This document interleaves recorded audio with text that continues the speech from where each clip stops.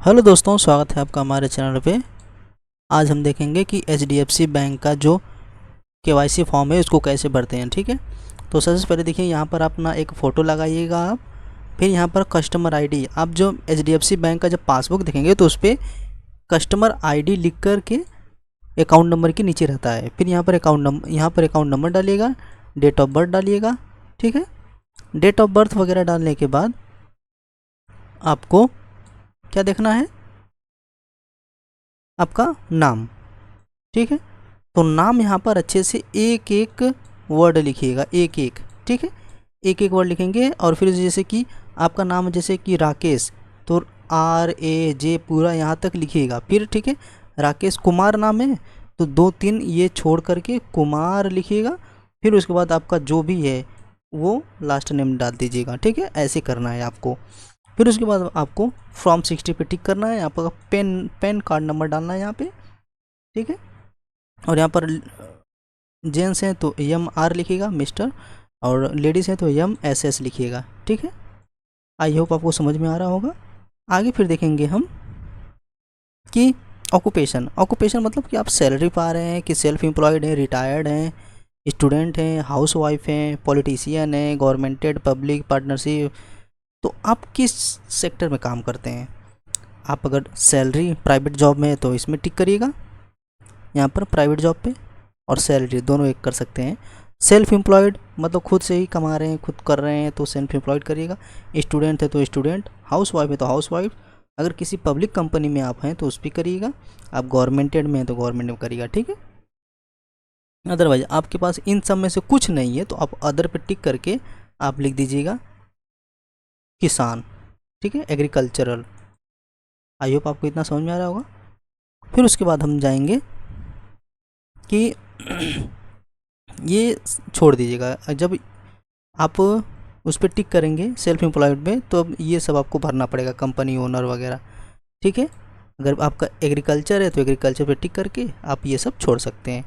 फिर कंपनी है तो कंपनी पे आपको टिक करना पड़ेगा कि कौन सी कंपनी, पब्लिक कंपनी है, प्राइवेट कंपनी है। अगर एग्रीकल्चर है तो बस एग्रीकल्चर पे लिख करके छोड़ दीजिए। स्टूडेंट है तो स्टूडेंट पे कुछ मत करिए, यहाँ पर बस लिख दीजिएगा स्टूडेंट। ओके, देन आफ्टर ये कुछ भी आपको भरने की ज़रूरत नहीं है।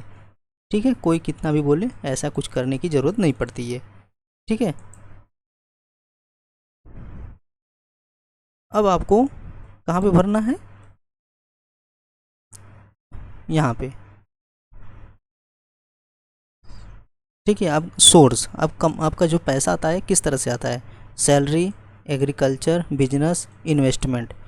स्टूडेंट हैं तो यहाँ पर आप स्टूडेंट लिख दीजिएगा, कुछ लिखने की ज़रूरत नहीं है। एनुअल ग्रॉस इनकम क्या है आपका। ठीक है, 1 लाख, 50,000 से 1 लाख, 3 लाख, 5 लाख, 5 से 7.5 लाख। ठीक है, जितना भी उस पर टिक करिएगा। अगर आप नॉर्मल मीडियम वर्ग के हैं तो 3 to 5 कर दीजिएगा। फिर उसके बाद रेसिडेंस, आप कहाँ पे रहते हैं, जो आपका जो जहाँ पे रहते हैं वो खुद का है कि रेंटल है, कि मतलब रेंट देकर रहते हैं। तो आपको खुद का है तो खुद पे टिक करिएगा, नहीं तो रेंट पे कर दीजिएगा। ओके, कंपनी ने दिया है तो कंपनी प्रोवाइडेड करिएगा। ओके, फिर इसके आगे देखिएगा कि मेल। तो देखिए बहुत लोग कंफ्यूज हो जाते हैं कि इसमें मेल कॉन्टैक्ट और प्रेजेंट एड्रेस। ठीक है, तो यहाँ पर देखिए ये मेलिंग कॉन्ट्रैक्ट है। ठीक है, और ये परमानेंट कॉन्टैक्ट का एड्रेस नंबर है। तो आपको क्या करना है, आप समझिए मुंबई में रहते हैं और आपका घर जो है उत्तराखंड में है। तो आप क्या करेंगे कि यहाँ पर अपना मुंबई का एड्रेस डालेंगे, फ्लैट नंबर 12, जो भी आपका एड्रेस है पूरा एक एक लिख दीजिएगा। फिर ये उसके बाद सिटी डाल दीजिएगा, मुंबई, महाराष्ट्र। पिन कोड डालिएगा वहाँ का, कंट्री इंडिया। ईमेल आईडी आप अच्छे से लिख ही दीजिएगा यहाँ पे, और अपना मोबाइल नंबर। ठीक, ये आपका हो गया मेलिंग एड्रेस। ठीक, मेलिंग एड्रेस होने के बाद आपको परमानेंट एड्रेस देना पड़ेगा, कि जो आपका परमानेंट एड्रेस, जैसे उत्तराखंड के आप हैं प्रॉपर, तो प्रॉपर वहाँ का एड्रेस पूरा आप यहाँ पर लिखेंगे, विलेज नेम वगैरह। फिर उसके बाद यहाँ पर वहाँ की सिटी लिखेंगे, Uttarakhand, pin code, country India, state. ठीक है, बस इतना करने के बाद अब आगे बढ़ेंगे हम। तो ई KYC में देखेंगे कि मेडन मतलब कोई अगर है आपका मैरिड है तो छोड़ दीजिए, मैरिड है तो उसको भरना पड़ेगा, अदरवाइज छोड़ दीजिएगा।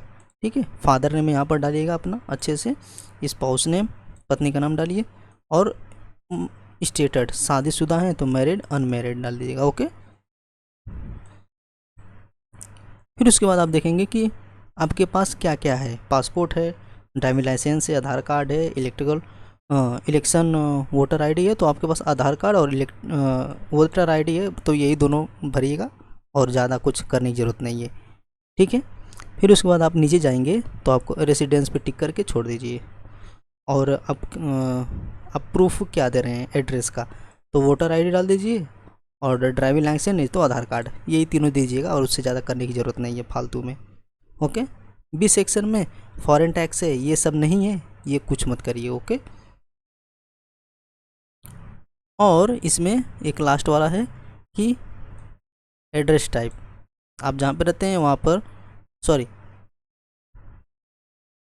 आप जो एड्रेस है, ठीक है, एड्रेस टाइप क्या है, रेजिडेंशियल है, बिजनेस है, रजिस्टर ऑफिस है, तो आप जहाँ पे रहते हैं रजिस्टर ऑफिस पे क्लिक करिएगा, और बाकी छोड़ सकते हैं आप, कोई टेंशन लेने की ज़रूरत नहीं है। तो यहाँ पर रजिस्टर ऑफिस करके छोड़ दीजिएगा। ओके,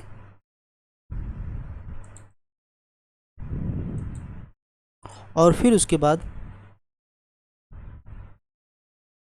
आप देखेंगे कि आपका डिक्लेरेशन फॉर्म क्या है, तो डिक्लेरेशन फॉर्म में आप अच्छे से सिग्नेचर करिएगा। यहाँ पे सिग्नेचर करने के बाद ठीक, आप नीचे जाएंगे तो आपको दिखेगा कि कुछ आपको करने की ज़रूरत यहाँ पर नहीं है, ये सब बैंक वाले ही आपका करेंगे। ठीक है, आई होप आपको ये वीडियो पसंद आया होगा, तो please like share and subscribe जरूर करिएगा। Thank you.